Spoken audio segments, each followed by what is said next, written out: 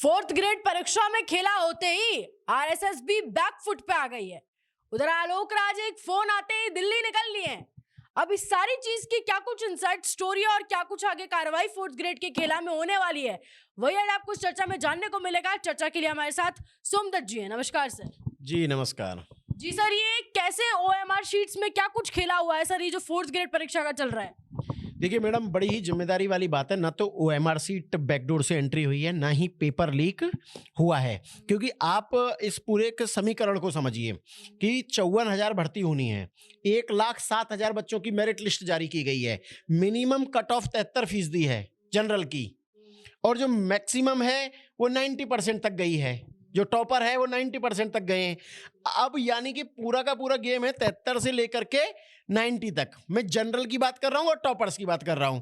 अब आप समझिए 1,07,000 बच्चे, चाहे वो अलग अलग किसी भी वर्ग से आते हों, एससी से हों, एसटी से हों, ओबीसी से हों। जैसे कि ओबीसी की 70% के आसपास रही है कट ऑफ। तो इतने बच्चों को मैनेज नहीं किया जा सकता कि इतने बच्चों के लिए पेपर लीक कर दिया हो या इतने बच्चों के लिए बैकडोर से ओएमआर की एंट्री करा दी गई हो। यानी 1,07,000 बच्चों की ओएमआर के लिए एंट्री करानी पड़ेगी। और अगर इतनी बड़ी एंट्री हो और पता भी ना चले, क्या ऐसा संभव है कि 1,07,000 बच्चों को नकल कराई गई या उनकी ओएमआर बदली गई? क्या ऐसा संभव है कि किसी को कानों कान खबर ना लगे? सोशल मीडिया पर यह मामला इतना वायरल हो रहा है, एक भी बच्चा है जो ये कह रहा है, ये दावा कर रहा है कि भाई मेरे से संपर्क किया था। क्या आपस में संपर्क नहीं करते हैं? पेपर लीक में कैसे चेन सिस्टम जुड़ा? आप ऐसा ही भर्ती में छोटा सा एक पेपर था, छोटे से थोड़े से पद थे, 1,000 भी पद पूरे नहीं थे, उसमें से आधे बच्चे पेपर लीक की मदद से फर्जी तरीके से नौकरी पाए। वो पकड़े गए या नहीं पकड़े गए? एसओजी सबको एक एक करके पकड़ रही है, चेन सिस्टम से पकड़ रही है। यहां तो 1,07,000 बच्चों को मेरिट लिस्ट में शामिल करने वाली बात है। तो क्या एक भी बच्चा ऐसा नहीं है जो आकर के ये दावा कर दे कि भाई मेरे से संपर्क किया गया था कि तुम्हारी भी ओएमआर बदलवा देता हूं? मेरे दोस्त ने कहा था मेरी ओएमआर बदल रही है, मैंने भी चतुर्थ श्रेणी फोर्थ ग्रेड का दिया था, आप भी अपना बदलवा लो। तो ओएमआर और पेपर लीक जैसा जो मामला है, ये सिर्फ कायास है और कोई मतलब नहीं है इस चीज का। सर फिर कट ऑफ कैसे अचानक से ये आसमान छू गई, इतनी हाई कैसे हो गई सर कट ऑफ? देखिए मैडम, इसमें भी दो चीजें आ रही हैं सामने। एक तो नॉर्मलाइजेशन, जो टॉपर था असल में, जिसके 190 नंबर आ रहे हैं, वो पीछे रह गया, और जिसके 179 नंबर थे वो टॉपर बन गया। सोशल मीडिया पर नहीं, ये फैक्ट है। नॉर्मलाइजेशन किया गया, जिसकी वजह से जिसके कम अंक थे उसके ज्यादा हो गए और जिसके ज्यादा थे उसके कम हो गए। एक तो इस वजह से क्या है, तमाम बच्चों के नंबर बढ़े हैं और कई सारे जो इंटेलिजेंट बच्चे थे उनके नंबर कम हो गए। एक तो ये वजह है कि कट ऑफ के हाई जाने का। दूसरा जो रीजन है, 21 लाख से अधिक बच्चों ने ये परीक्षा दी, करीब 21.5 लाख बच्चों ने परीक्षा दी है।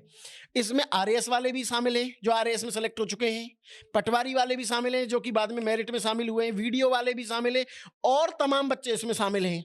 यानी कि 21.5 लाख इस राजस्थान की धरती का लड़का जो कि बेरोजगार है, पढ़ाई कर रहा है, सरकारी नौकरी की तलाश कर रहा है, उस हर व्यक्ति ने ये पेपर दिया है, चाहे वो शिक्षक की ही तैयारी क्यों ना कर रहा हो। दूसरा, इस पेपर का लेवल बहुत डाउन होता है। भाई फोर्थ ग्रेड का पेपर है तो लेवल तो डाउन होना ही होना है। और इसमें बच्चे कौन से बैठ रहे हैं? जो आरएएस की परीक्षा के लिए कंप्लीट कर रहे हैं, सेकंड ग्रेड के लिए कर रहे हैं, लेक्चरर के लिए कर रहे हैं, वीडियो के लिए कर रहे हैं, पटवारी के लिए कर रहे हैं, जो कि बहुत अच्छी पढ़ाई कर रहे हैं। 21.5 लाख में आप मान के चलिए कि, और जैसे लोग कह रहे हैं कि भाई इतनी तो वीडियो की नहीं जाती, इतनी तो पटवारी की नहीं जाती, सेकंड ग्रेड की इतनी गई है, उसकी इतनी गई। अरे वही तो बच्चे थे भाई। इसमें भी सरकारी नौकरी की जरूरत है, चाहे वो कोई क्यों ना हो, झाड़ू लगाने वाला ही क्यों ना हो, बस सरकारी नौकरी का ठप्पा चाहिए लोगों को। क्योंकि ब्याह शादी का इंतजार कर रहे हैं। एक वीडियो भी आपका वायरल हो रहा है जिसमें व्यक्ति कह रहा है कि मेरी तो सगाई टूट गई क्योंकि मैं 1 नंबर से रह गया। तो असल में बच्चे वही थे और बच्चे बड़ी संख्या में ज्यादा थे, तो इस वजह से कट ऑफ जो है वो हाई रही है।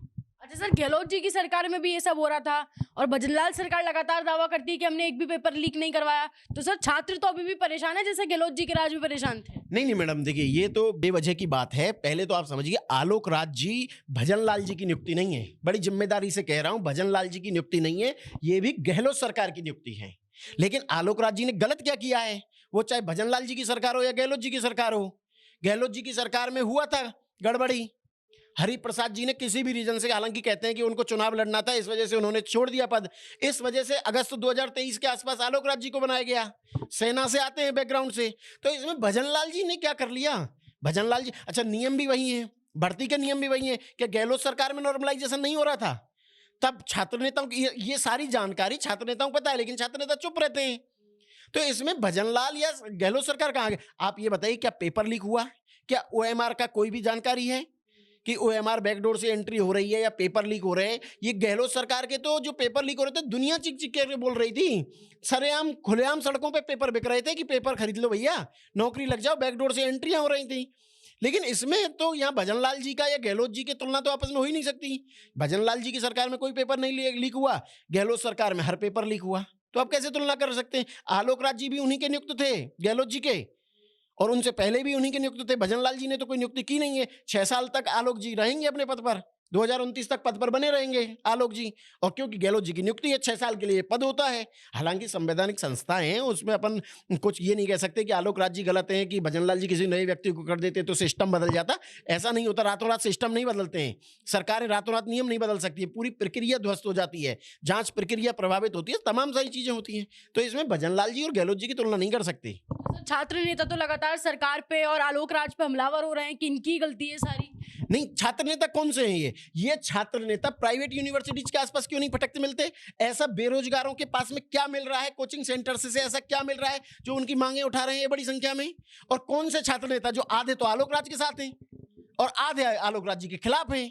बेसिकली हर व्यक्ति अपनी राजनीतिक महत्वाकांक्षा पूरी कर रहा है इन बेरोजगारों के भरोसे। इनको टॉपिक मिल जाते हैं, लोगों को गुमराह कर लो, 21.5 लाख बड़ी संख्या होती है छात्रों की, तो उनको आप गुमराह कर लो, नेता बन जाओ।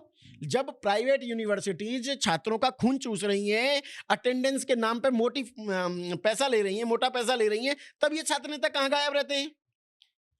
इन छात्रों के हितों की रक्षा क्यों नहीं करते हैं प्राइवेट यूनिवर्सिटीज से, प्राइवेट कॉलेजों से? और अब यहां पर कैसे आ गए अचानक से? इनके पास सॉल्यूशन क्या है? सॉल्यूशन दीजिए आप। इनके पास में तथ्य क्या है? एक भी छात्र नेता के पास तथ्य है? एक दो छात्र नेता जरूर गंभीर हैं जो कि वाकई में छात्रों के मुद्दों को बड़ी गंभीरता से उठाते हैं, लेकिन कई सारे छात्र नेता मैं देख रहा था कि पहले आलोक राज जी का विरोध करते थे, अब आलोक राज जी की तारीफें कर रहे हैं। बहुत सारे ऐसे जो आलोक राज जी से मिलते थे अब आलोक राज जी के विरोध में हैं। तो कहीं ना कोई ऐसी चीज होगी जो पूरी नहीं हुई है उनकी, तभी तो वो खिलाफत कर रहे हैं। या फिर ये राजनीतिक गेम है कि भाई तुम आधे इधर रहना, आधे इधर रहना, और हम लोग सब छात्र नेता बन जाते हैं मिलकर के, ये मुद्दा तुम्हारा, ये मुद्दा मेरा। आरएस भर्ती में क्या हुआ? यही हुआ, पैसे खा लिए गए बच्चों के। अच्छा सर, अब ये तो सारा सब कुछ हो गया सर, अब फाइनल सोल्यूशन क्या निकलेगा? क्या इन छात्रों को न्याय मिलेगा, ये जो इन सारी चीजों में फंसे हुए हैं? नहीं, छात्रों को न्याय मिलेगा। आलोक राज जी बैकफुट पर हैं, ये भी एक सच्चाई है। जिस तरह से सोशल मीडिया के ऊपर, ट्विटर के ऊपर उनको टारगेट किया जा रहा है, टैग किया जा रहा है, उनसे सवाल पूछे जा रहे हैं, आलोक राज जी हर सवाल का खुद जवाब दे रहे हैं। इट मीन्स क्या है कि वो बैकफुट पर हैं। आलोक राज जी कह रहे हैं कि भाई आप मेरे लिए कुछ ले आओ, सबूत ले आओ, रोल नंबर ले आओ, जगह ले आओ, स्थान ले आओ, हम उसकी जांच करा देते हैं। कई सारे बच्चों ने आरोप लगाया कि भाई कि वो बच्चा उपस्थित नहीं था, ये व्यक्ति अनुपस्थित था और उसके बावजूद उसका नंबर नहीं आया। कई कह रहे हैं कि हमारा मेरिट लिस्ट में नाम नहीं है। तो आलोक राज जी ने उन सब रोल नंबर्स का जवाब दिया है कि भाई ये व्यक्ति तो आया ही नहीं था, ये व्यक्ति अनुपस्थित था, ये इस व्यक्ति के माइनस में मार्किंग गई है, तो इस वजह से इसके नंबर मेरिट लिस्ट में है ही नहीं। यानी कि 0 से भी जो नंबर कम लेके आए उनको मेरिट लिस्ट में कैसे शामिल करेंगे? कुछ एक आरोप है जिनका आलोक राज जी के ऊपर भी जवाब नहीं है, जैसे कि 2 छात्र हैं उनके सेम नंबर आए हैं, आपने उस मुद्दे को भी उठाया है, उसका आलोक राज जी के ऊपर कोई जवाब नहीं है, तो आलोक राज जी अभी तक उस पर जवाब नहीं दे पाए। लेकिन आलोक राज जी ने एक बात कही है कि आप मामले लेकर के आइए, हम उसकी जांच कराएंगे। थोड़े से स्पेसिफिक हो जाइए, रोल नंबर्स बताइए जिनकी हमें जांच करनी है। तो संभव है मैडम कि आरएसएसबी भर्ती को लेकर के जिस तरह की छात्रों की प्रतिक्रियाएं आ रही हैं, सरकार आरएसएसबी इसकी जांच कराए, प्राथमिक तौर पर जो जांच हो सकती है, जिससे कि छात्रों का भरोसा हमारी इन संस्थाओं के ऊपर बढ़े और छात्रों को नौकरियां पारदर्शी तरीके से मिल पाएं।